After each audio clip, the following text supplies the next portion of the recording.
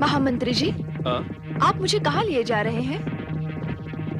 मैं महाराज वज्रसेन की आज्ञा का पालन कर रहा हूँ महारानी जी।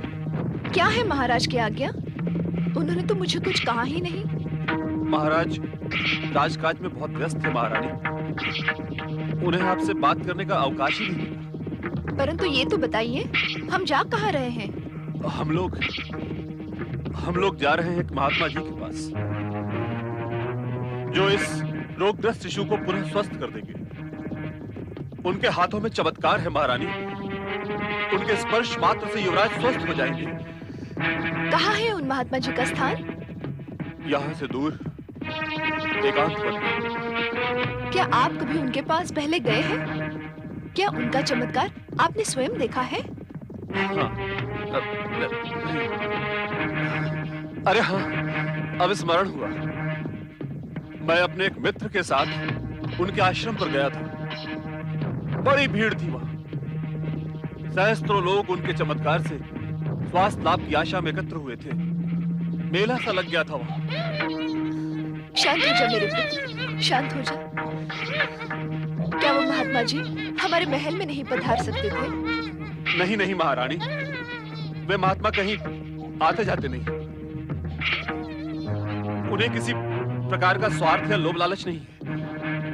वे तो एकमात्र परोपकार की भावना से दूसरों का उपकार करते हैं। धन्य है वे महात्मा।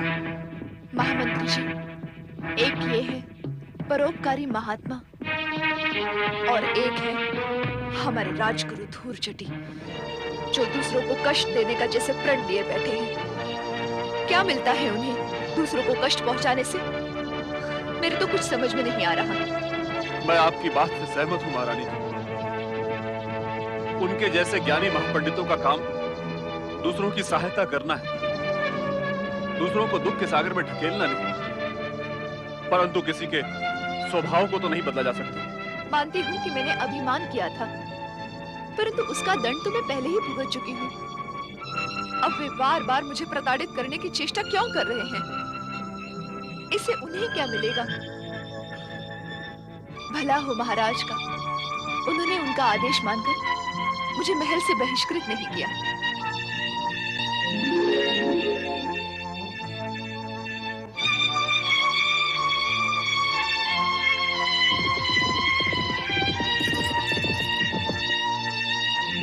महात्मा जी का स्थान और कितनी दूर है? बस आ गया, वो सामने दिखाई दे रहा है। सारथी, रथ रोक। नारायण नारायण। भोलेनाथ, भोलेनाथ आप कितने दयालु हैं। इन माता पुत्रों को दुर्दशा से उबारने की जो आपने मुझे आज्ञा दी है, भोलेनाथ, मैं इनकी सहायता का प्रबंध अवश्य करूंगा। भोलेनाथ, मैं अवश्य करूंगा। दुखियों का दुख मिटाना यह नारद का भी तो परम कर्तव्य है। भोलेनाथ, नारायण नारायण।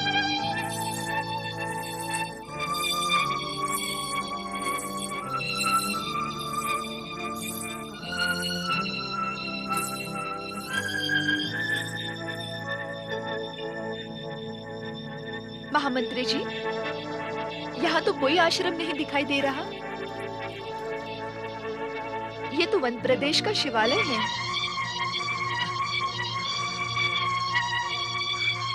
महामंत्री जी,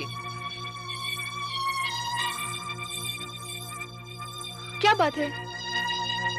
कहीं हम दूसरे स्थान पर तो नहीं उतर गए? आप इस आश्रम का मार्ग बिसर तो नहीं गए? आप मौन क्यों हैं? महारानी जी, मुझे क्षमा करें। महाराज ने राजाज्ञा देकर मुझे इस धर्म संकट में ढकेल दिया। आप क्या कह रहे हैं? मेरे तो कुछ समझ में नहीं आ रहा। महारानी जी, मैंने आपसे महात्मा जी के विषय में जो कुछ कहा था वो असत्य था। असत्य था? आपको मुझसे असत्य बोलने की क्या आवश्यकता पड़ी? आपको आघात न पहुंचे इसलिए मुझे असत्य बोलना पड़ा। महात्मा जी का बहाना बनाना पड़ा। मेरी विवशता को क्षमा कर दे महारानी जी, मुझे क्षमा कर दे। वो असत्य था तो बताएं, सत्य क्या है? सत्य ये है कि राजगुरु धूर्जटी के आदेश का पालन करते हुए, उनके शाप से भयभीत होकर महाराज वज्रसेन ने आपका त्याग किया है।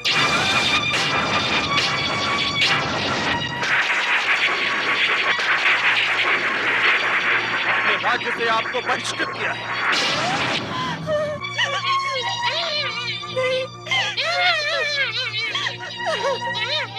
और मुझे इस अप्रिय कर्तव्य के लिए मैं क्या करता महारानी, मैं क्या करता? मैं विवश था। महारानी जी, आप इस शिवालय में शरण लीजिए। भगवान शिव आप दोनों की रक्षा करेंगे। मुझे क्षमा करें महारानी जी, मुझे क्षमा करें।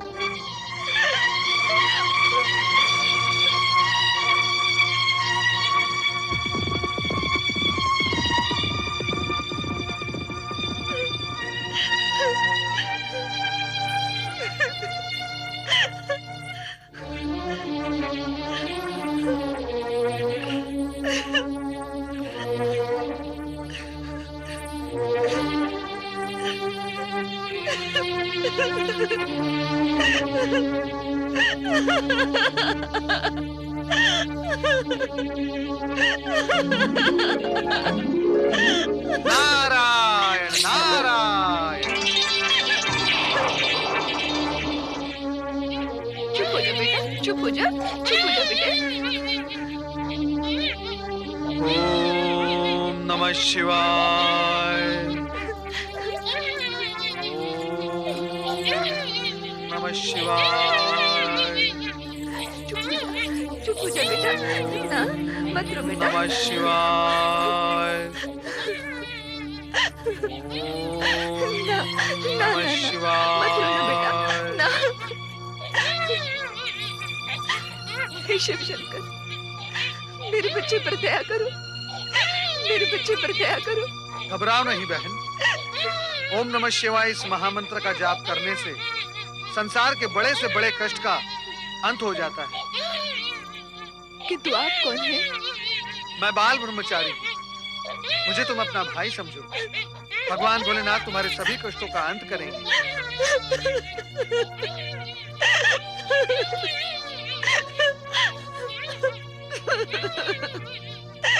रो नहीं बहन, रोने से हृदय विदीर्ण होता है।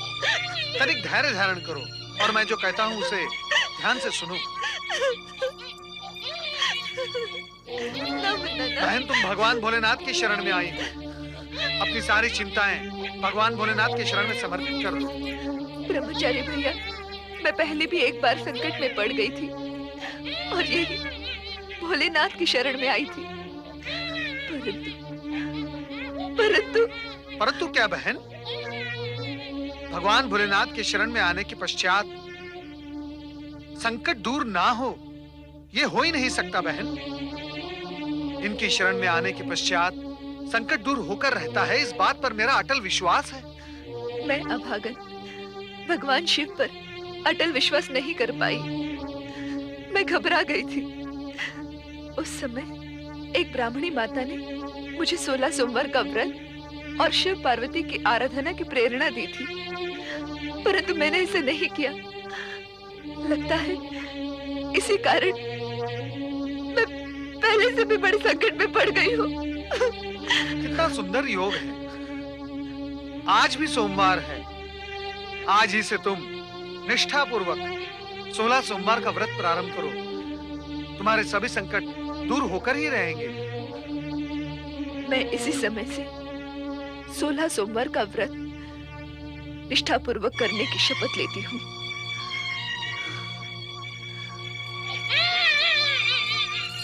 हे शिव शंकर, मेरे इस दुर्बल बालक पर दया करो, इसे शीघ्र ही स्वस्थ कर दो। बहन, क्या मैं ये पूछ सकता हूँ कि तुम कौन हो, किस संकट में पड़ गई हो? मेरी करुण कथा सुनकर क्या करोगे भैया? मेरे लिए अतीत विसार देना ही उचित होगा। हो सकता है मैं तुम्हारी कोई सहायता कर सकूं। नहीं नहीं, यदि तुम बताना उचित नहीं समझती तो रहने दो। परंतु बहन, इतना तो बताओ कि तुम्हारा नाम क्या है? सुमति। सुमति, जो कुछ दिन पहले वत्स देश की गौरवमयी राजकुमारी थी और युवराज के पद पर प्रतिष्ठित थी। युवराज? एक स्त्री युवराज कैसे हो सकती है? गर्व और अहंकार ने मुझे राजकुमारी से युवराज बना दिया था और इसी कारण आज मेरी ये दुर्दशा हुई है। मैं समझ गया बहन। युवराज का अहंकार तुम्हारे पतन का कारण बना। परंतु तुम तो इस शिशु की मां हो, अर्थात तुम विवाहित हो। तुम राजकुमारी थी तो तुम्हारा पति कोई राजा ही होगा। हाँ भैया, राजकुमारी से मैं दशारण देश की महारानी बनी, परंतु दुख साया की तरह मेरे पीछे लगा रहा और इसका कारण है राजगुरु धूर्जटी का प्रतिशोध। राजगुरु धूर्जटी? ये तो मेरे गुरु हैं। क्या तुम राजगुरु धूर्जटी के शिष्य हो? कहीं उन्होंने ही तुम्हें मेरा पीछा करने के लिए तो नहीं भेजा? सच बताना ब्रह्मचारी, ये राजगुरु धूर्जटी के प्रतिशोध का कोई प्रपंच तो नहीं? क्रोधी और मिथ्याभिमानी धूर्जटी का साथ तो मैंने पहले ही त्याग दिया है। मुझ पर विश्वास करो बहन, मैंने तुम्हें सच्चे हृदय से बहन बनाया है। भगवान भोलेनाथ की शपथ, मैं तुम्हारा ये संकट अवश्य दूर करवा दूंगा। भैया, मेरी इस दुर्दशा का कारण राजगुरु धूर्जटी ही है। मेरे पति महाराज वज्रसेन बैर भाव छोड़कर मुझसे सच्चा स्नेह करने लगे थे। मेरा दुर्भाग्य सौभाग्य में बदलने लगा था कि अचानक धूर्जटी ने आकर मेरे जीवन में विष घोल दिया। उन्होंने मेरे पति को श्राप का भय दिखाकर इस नवजात बालक के साथ मुझे राज्य से बहिष्कृत करवा दिया। मेरा ये अभागा बालक जन्म से क्षय रोगी भी है। शिव शिव शिव शिव शिव शिव शिव शिव। यदि शिव शंकर ने मेरी सहायता नहीं की तो मैं इस दुखी बालक के जीवन का अंत करके आत्महत्या कर लूंगी।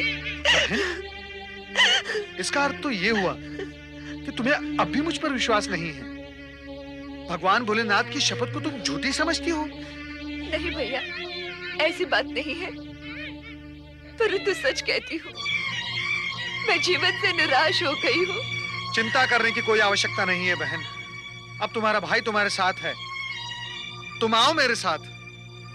मैं तुम्हें एक ऐसे सच्चे शिव भक्त के पास ले जाता हूँ जहाँ तुम अपने इस रोगी बालक का उपचार कर सकोगी।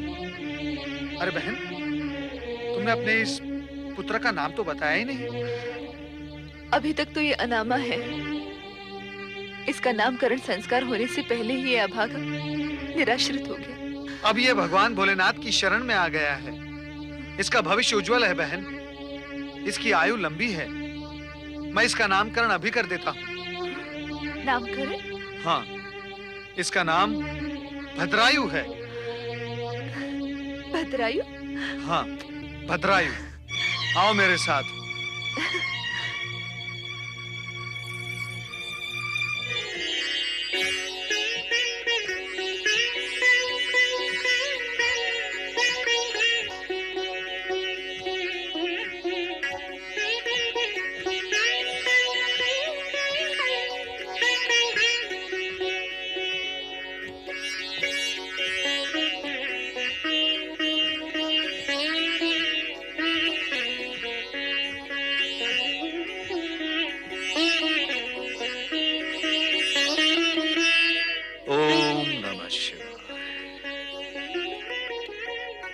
मुनीम जी, किसानों ने अनाज का भुगतान किया या नहीं?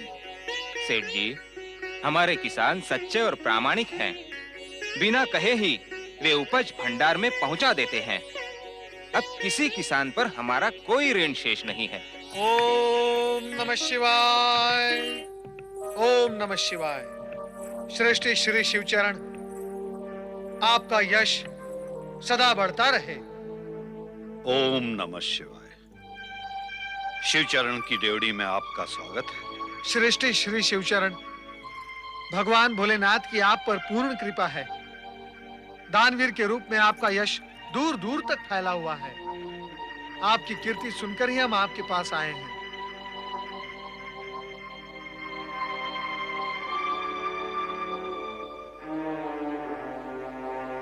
आप? मैं ब्रह्मचारी शिवनंदन, और यह है मेरी दुखियारी बहन सुमति। लगता है आप भी मेरी तरह शिव भक्त हैं। आप यहां से निराश होकर नहीं जाएंगे। कहिए, मैं क्या आपकी सहायता कर सकता हूं? मेरी इस दुखियारी बहन को कृपया आप अपने घर में आश्रय दें, क्योंकि मैं स्वयं एक गृहत्यागी ब्रह्मचारी हूं। इस विषय में जितनी आप सुमति की सहायता कर सकते हैं, उतनी मैं नहीं कर सकता।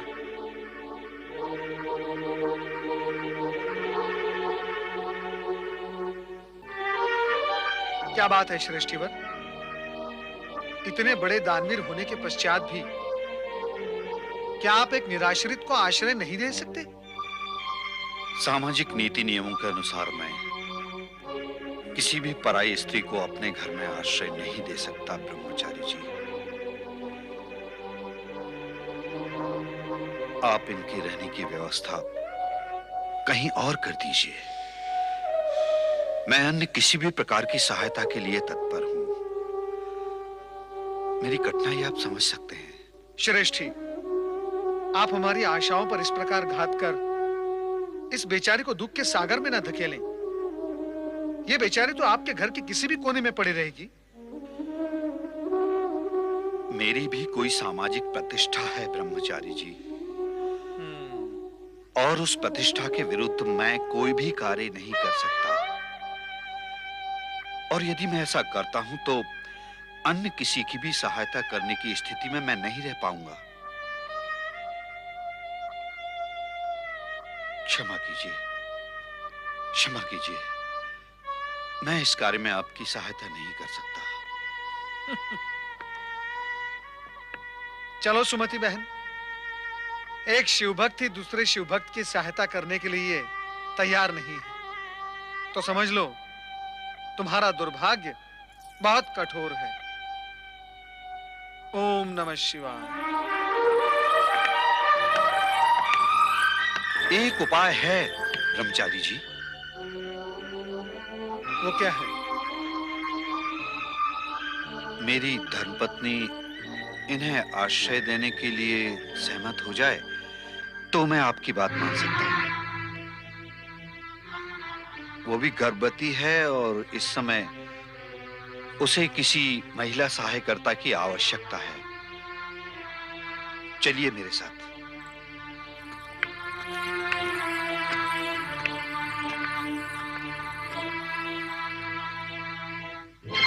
क्या कहते हैं मुनीम जी, हमारे सेठानी जी इस महिला को आश्रय देंगी? कदापि नहीं। क्या सेठानी जी की स्वभाव को तुम नहीं जानते? अरे भगवान, सुन रही हो? तनिक यहाँ तो आओ। क्या बात है? तुम्हें पता है ना कि इन दिनों उठने बैठने में मुझे कितना कष्ट होता है। अंदर आ जाओ। आइए, आइए। तनिक कष्ट उठाने का प्रयत्न करो भगवान। तुम्हारे लिए पुण्य का अवसर आया है। कौन है ये लोग? मैं हूं बाल ब्रह्मचारी शिवनंदन, और यह है मेरी दुखियारी बहन सुमति। कुछ ही समय पहले ये मां बनी है। तुम यदि अनुमति दो तो हम इस निराश्रित को अपने घर में आश्रय दे सकते हैं।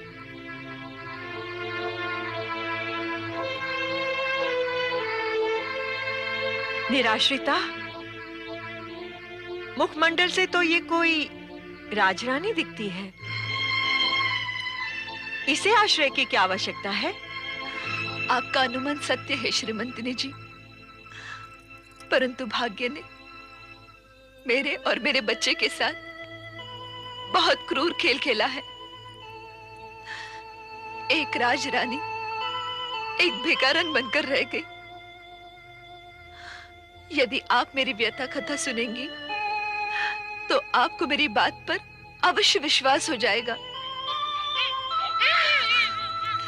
ना मेरे लाल, चुप हो जा। मैंने ब्रह्मचारी जी को स्पष्ट रूप से बता दिया है, यदि हमारी श्रीमती जी अनुमति देंगी तो ही हम इन्हें अपने घर में आश्रय दे सकते हैं। आप इस दुखियारी को आश्रय न देने का पाप मेरे सिर मरना चाहते हैं? सुमति बहन, तुम्हारे इन आंसुओं ने मुझे विश्वास दिला दिया है कि तुम भाग्य की सताई हुई हो। तुम देख रही हो ना, मैं भी शीघ्र ही माता बनने वाली हूँ। विवाह के अनेक वर्षों के पश्चात भगवान शिव ने हम पर कृपा की है और शीघ्र ही पुत्र जन्म का शुभ अवसर भी आने वाला है। हमारी ओर से बधाई स्वीकार करें। धन्यवाद। मेरे साथ रहकर तुम मेरी सहायता करना।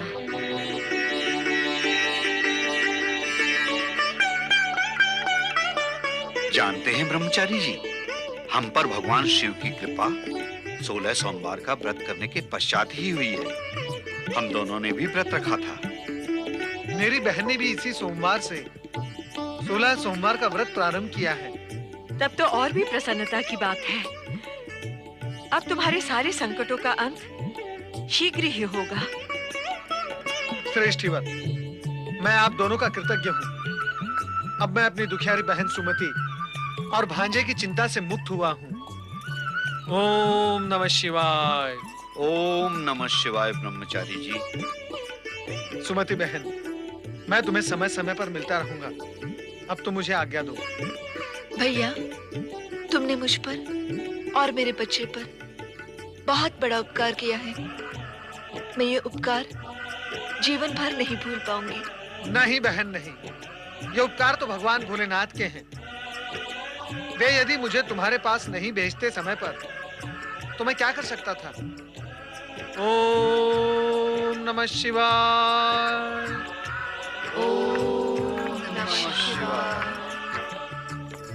सुमति बहन, अब तुम निश्चिंत हो जाओ। आओ बहन।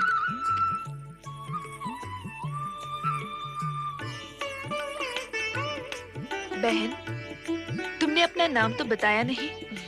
तुम्हें श्रीमंतिनी जी कहूं या?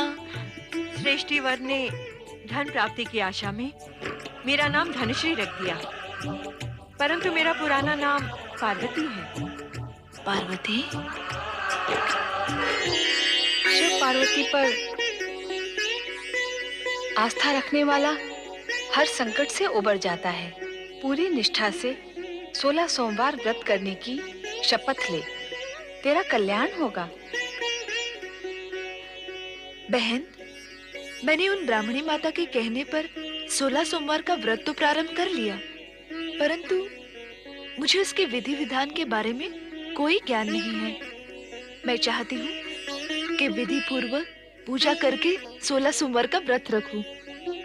16 सोमवार का व्रत देवसेनी एकादशी के पश्चात प्रथम सोमवार से प्रारंभ होकर देव प्रबोधिनी एकादशी तक पूर्ण होता है।